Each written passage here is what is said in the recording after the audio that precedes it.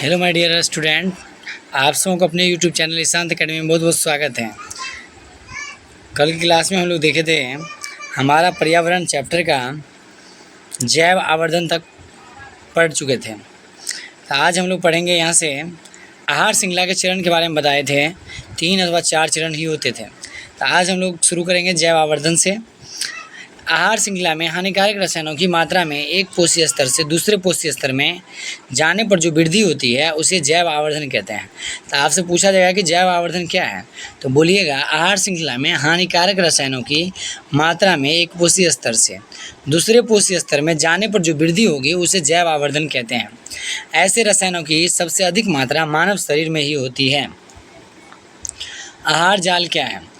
आहार श्रृंखलाएं आपस में प्राकृतिक रूप से जुड़ी होती है जो एक जाल का रूप धारण कर लेती है, उसे आहार जाल कहते हैं। आहार श्रृंखला आपस में प्राकृतिक रूप से जुड़ी होती है जो एक जाल का निर्माण कर देगी, उसे आहार जाल कहते हैं। अब है पर्यावरण की समस्या। पर्यावरण में बदलाव हमें प्रभावित करता है और हमारी गतिविधियां भी पर्यावरण को प्रभावित करती है। हम जो क्रियाकलाप करते आ रहे हैं उससे भी पर्यावरण प्रभावित होती है।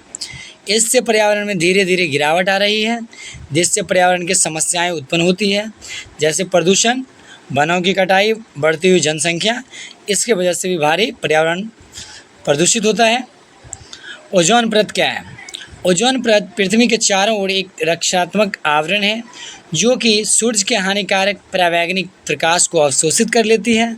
इस प्रकार से यह जीवों की स्वास्थ्य संबंधी हानियाँ जैसे त्वचा कैंसर, मोतियाबिंद, कमजोर परिरक्षा तंत्र, पौधों का नाश इत्यादि से रक्षा करती है। तो ओजोन परत के बारे में समझ गए होंगे। ओजोन परत पृथ्वी के चारों ओर एक रक्षात्मक आवरण है, सुरक्षा कवच के रूप में काम करती है जो सूर्य से आती हुई हानिकारक परावैंगनिक किरणों से हमें बचाती है। क्लियर है? मुख्य रूप से ओजोन परत समताप मंडल में पाई जाती है। आपसे पूछेगा कि बताइए ओजोन परत किस मंडल में है? क्षोभ मंडल, समताप मंडल, वायुमंडल? तो आप बोलिएगा समताप मंडल में है, जो कि हमारे वायुमंडल का हिस्सा है। ज़मीनी स्तर पर ओजोन एक घातक जहर भी है। ज़मीनी स्तर पर बात की जाए तो ओजोन एक घातक जहर है।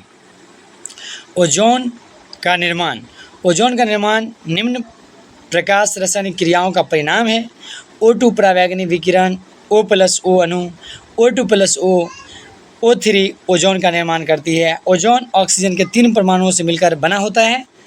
ओजोन परत का ह्रास 1985 में पहली बार अंटार्कटिका में ओजोन परत की मोटाई में कमी देखी गई थी सबसे पहले, जिसे ओजोन छिद्र के नाम से भी जाना जाता है। ओजोन की मात्रा में इस तीव्रता से गिरावट का मुख्य कारक मानव संश्लेषित रसायन जो मनुष्य के द्वारा बनाया गया है, क्लोरोफ्लोरोकार्बन CFC का पूरा नाम क्लोरोफ्लोरोकार्बन को माना गया है, जिनका उपयोग शीतलन एवं अग्निशमन के लिए किया जाता है। 1987 में संयुक्त राष्ट्र पर्यावरण कार्यक्रम में सर्वानुमति बनी कि CFC के उत्पादन को 1986 के स्तर पर ही सीमित रखा जाए, क्योटो प्रोटोकॉल के अनुसार। अगला है कचरा प्रबंधन क्या है?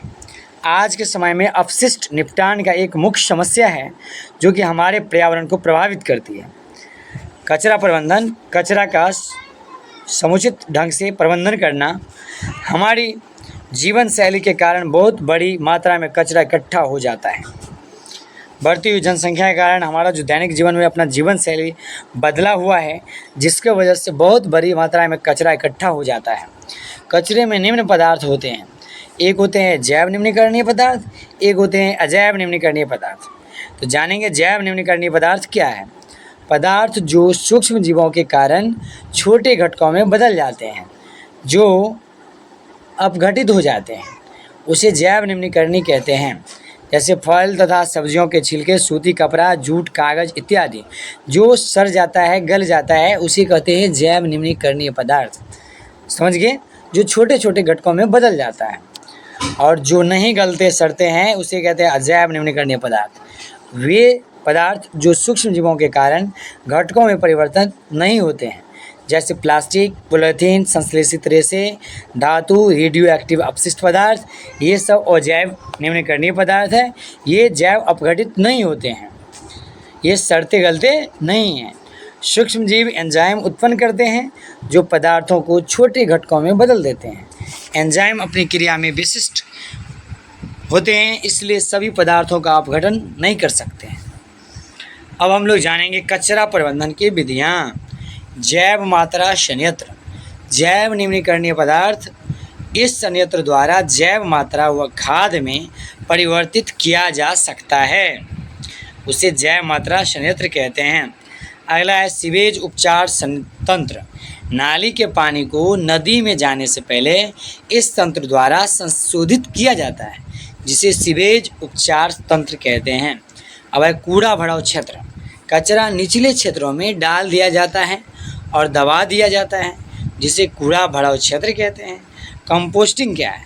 जैविक कचरा कंपोस्ट गड्ढे में भरकर ढक दिया जाता है मिट्टी के द्वारा। 3 महीने में कचरा खाद में बदल जाता है, जिसे कंपोस्टिंग के नाम से जाना जाता है। अगला है पुनः चक्रण और जैव निम्नीकरणीय पदार्थ कचरा पुनः इस्तेमाल के लिए नए पदार्थ में बदल दिया जाता है, जिसे कहते हैं पुनः चक्रण। पुनः उपयोग यह एक पारंपरिक तरीका है जिसमें एक वस्तु का बार बार पुनः इस्तेमाल कर सकते हैं, उन्हें कहते हैं पुनः उपयोग। जैसे अखबार से लिफाफे बनाना। क्लियर है? अगला है भस्मीकरण क्या है? तो यह एक अपशिष्ट उपचार प्रक्रिया है जो अपशिष्ट पदार्थों की प्रक्रिया है, जिसे थर्मल उपचार के रूप में वर्णित किया जाता है, जो कचरे को राख में बदल देता है। मुख्य रूप से इसका उपयोग अस्पतालों से जैविक कचरे के निपटान के लिए उपयोग किया जाता है। तो भस्मीकरण समझ गए। तो अब इस चैप्टर के कुछ इंपॉर्टेंट ऑब्जेक्टिव टाइप क्वेश्चन है, उसको बना के देखिए। पहला क्वेश्चन है, वे पदार्थ जो जैविक प्रक्रम द्वारा अपघटित नहीं होते हैं वे क्या कहलाते हैं? जैव निम्नीकरणीय और जैव निम्नीकरणीय पारितंत्र भौतिक चक्र। तो बताइए इसका राइट आंसर क्या होगा?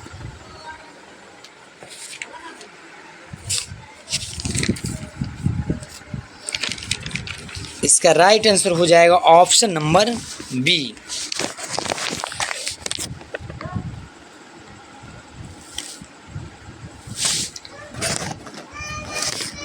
अगला क्वेश्चन देखिए, हमारे द्वारा खाए गए भोजन का पाचन किन के द्वारा किया जाता है?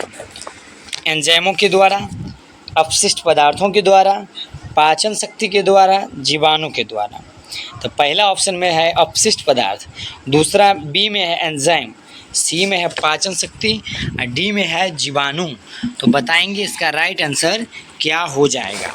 तो इसका राइट आंसर हो जाएगा एंजाइम हो जाएगा। इसका right answer option number B हो जाएगा। नेक्स्ट क्वेश्चन देखिए, निम्न में से कौन से समूहों में केवल जैव निम्नीकरणीय पदार्थ हैं? घास, पुष्प तथा चमड़ा। बी ऑप्शन में घास, लकड़ी तथा प्लास्टिक। सी में फलों के छिलके, केक एवं नींबू का रस। डी में केक, लकड़ी एवं घास। तो आप लोग बताइए इसका राइट आंसर क्या हो जाएगा? जैव निम्नीकरणीय पदार्थ केवल है घास, पुष्प और चमड़ा हो जाएगा। ऑप्शन नंबर ए हो जाएगा। नेक्स्ट देखिए, अपघटित हो जाते हैं वह क्या कहलाते हैं? तो वे जो अपघटित हो जाते हैं उसका नाम है जैव निम्नीकरणीय। ऑप्शन नंबर ए हो जाएगा राइट आंसर। अगला देखिए, किसी क्षेत्र के सभी जीव तथा वातावरण के अजैव कारक संयुक्त रूप से क्या बनाते हैं? भौतिक प्रक्रम, रासायनिक प्रक्रम, पारितंत्र, पर्यावरण। तो इसका राइट आंसर हो जाएगा पारितंत्र। Option number C. Next question देखिए, किनके साथ भौतिक कारकों में परस्पर अन्योन्य क्रियाएं होती है तथा प्रकृति में संतुलन बनाए रखते हैं? तो बताइए इसका राइट आंसर क्या हो जाएगा? तो इसका राइट आंसर हो जाएगा, बताओ क्या होगा? इसका हो जाएगा पौधे, जंतु, सूक्ष्म जीव तथा मानव, इनमें से सभी।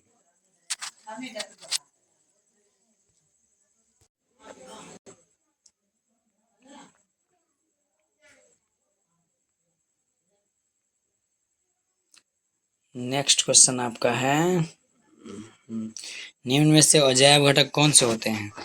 ताप वर्षा, वायु, मृदा एवं खनिज, इनमें से सभी। इसका राइट आंसर हो जाएगा इनमें से सभी, ऑप्शन नंबर डी। नेक्स्ट देखिए, सभी हरे पौधे और नील हरित सवाल जिनमें प्रकाश संश्लेषण की क्षमता होती है किस वर्ग में आते हैं? तो इसका राइट आंसर हो जाएगा ऑप्शन नंबर ए हो जाएगा, उत्पादक। नेक्स्ट क्वेश्चन देखिए, किसकी उपस्थिति में अकार्बनिक पदार्थों से कार्बनिक पदार्थ जैसे कि शर्करा, चीनी और मंड का निर्माण कर सकते हैं? तो इसका ऑप्शन नंबर सी होगा, स्टार्च हो जाएगा। क्लियर है?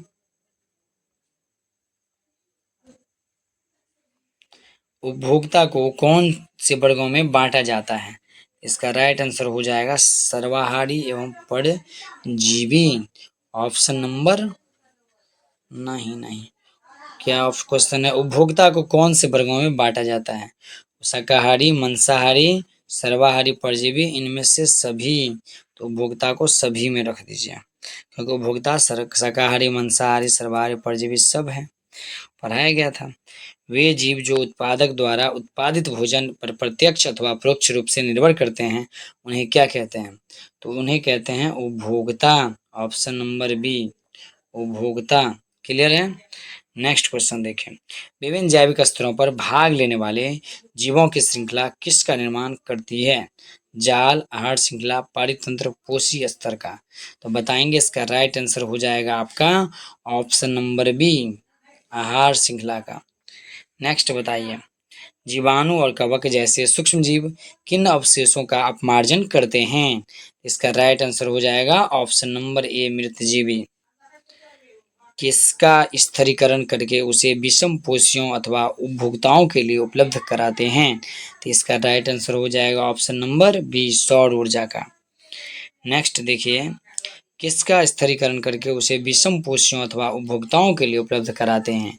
तो इसका राइट आंसर हो जाएगा option number B, option number B, सौर ऊर्जा का।